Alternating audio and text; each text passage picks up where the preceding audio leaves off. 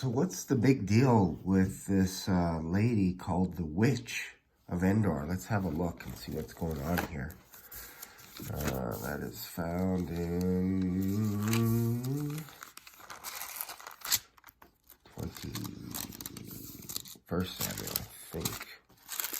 1st Samuel, because Saul was dead in 2nd Samuel. All right. You can see I make all kinds of little lines, squiggly lines and stuff, so it's kind of all over the place. Let's go, yeah, right here. So, okay, chapter 28, this is 1 Samuel 28, trying to find out what's going on with this witch of Endor. Now Samuel is dead, and all Israel had lamented, jeez,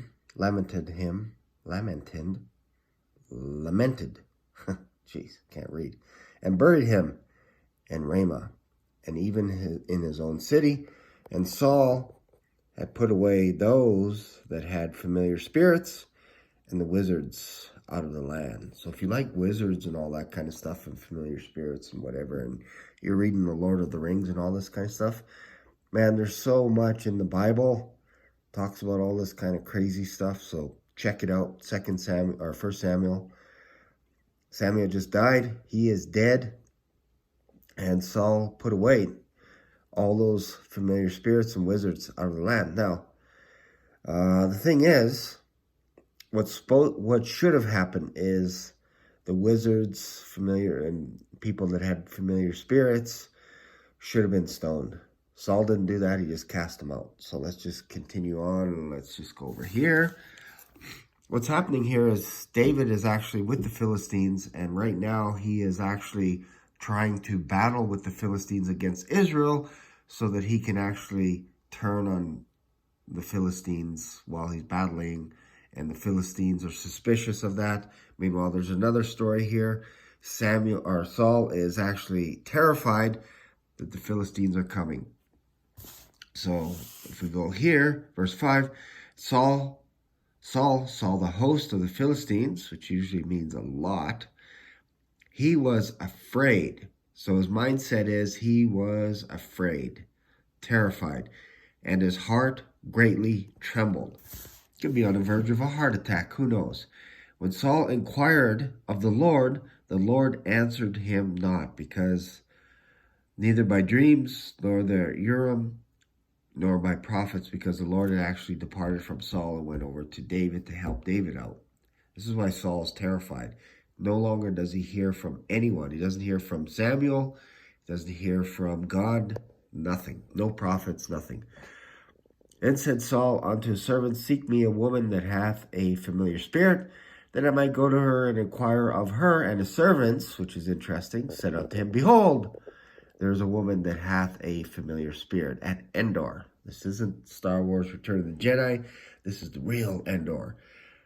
And Saul disguised himself, even though he's 6'8", 6'10", put on other raiment, and he went, and 2 men with him, basically his bodyguards, and they came unto the woman by night. And he said, I pray thee, divine unto me by the familiar spirit, and bring me him up, and whom I shall name unto thee. So whoever I name, please bring him up.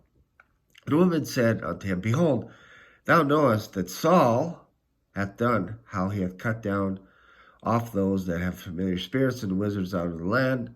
Wherefore then layest thou a snare for my life, to cause me to die? Saul sware to her by the Lord, saying, As the Lord liveth. Maybe this is a hint that this guy is an Israelite.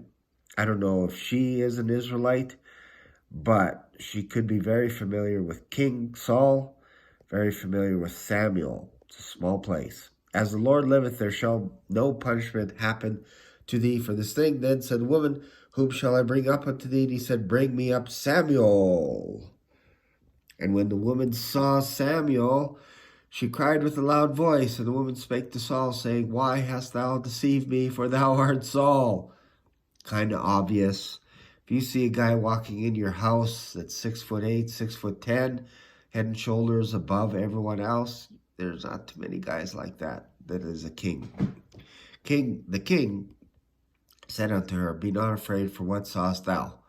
The woman said unto Saul, I saw gods ascending out of the earth. Kind of generic.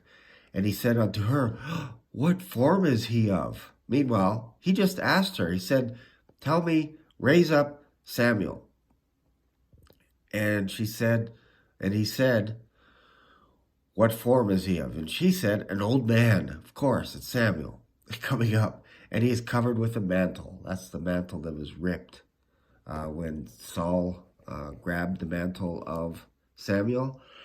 Excuse me, and ripped it.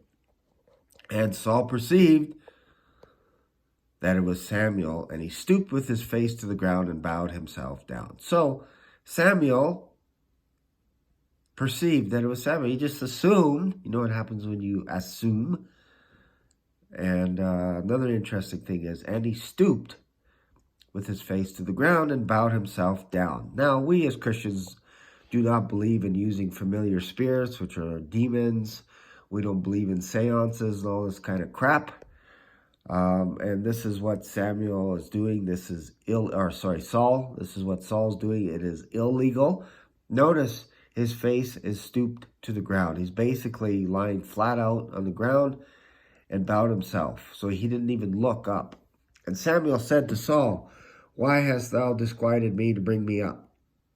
Why have you disturbed me? And Saul answered, I am sore distressed, for the Philistines make war against me, and God is departed from me, and answereth me no more, neither by prophets nor by dreams. Therefore I have called thee, that thou mayest make known unto me what I shall do. Then said Samuel, wherefore dost thou ask of me, seeing the Lord is departed from thee, has become thine enemy? Basically, Saul gave this witch the information, and then she repeated it back to him. This is what you call, this is probably the first time that we've ever heard of this. This is a ancient ventriloquist. I know, it sounds weird, but these people were paid to pretend that they were talking into cups, bowls, all this kind of stuff. They would change their voice, and it would look like that they're actually conjuring up people. Notice Saul didn't see her. He didn't see her lips or anything. So she might have used a cup or something to change her voice a little bit, and then speaking on behalf of Samuel. So I think this is just, Saul is just being had right here. There is no way that actual Samuel was being raised from the dead, because seers do not do that. They're lying spirits. That's what seers are.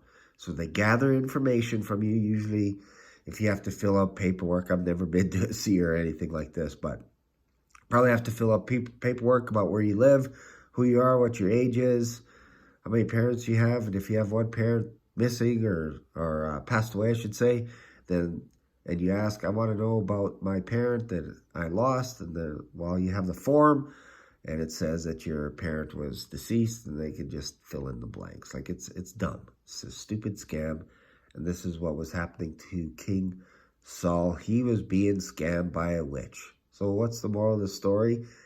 Don't look to angels, spirits, Ouija boards, all this kind of crapola stuff. I'm not saying the angels are crapola. I'm saying Ouija boards and all this kind of stuff. You don't look outside to get wisdom.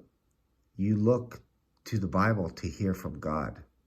God's not going to speak to you in an audible voice. He's not going to appear to you in a bolt of lightning. He's going to speak to you through his word. This is how we hear from God. It's basically by reading his word, because this is the exact words of God. You just have to understand his word, and it's difficult. I'm not going to exaggerate and say it's not difficult, but it is difficult to go through the whole Bible and understand everything. This is why I make some videos. I'm guessing on what some stuff means, but here it's pretty clear that there's this lady is a fraud. She's a ventriloquist. She's scamming Saul and pretending that she's Samuel. So there you go. Anyways, if you like this kind of thing, let me know what your thoughts. Have you ever read this story, and what do you think? Thanks for watching. Don't forget to give a thumbs up, thumbs down. Especially don't forget to subscribe, especially if you've watched this video to the end. Thanks.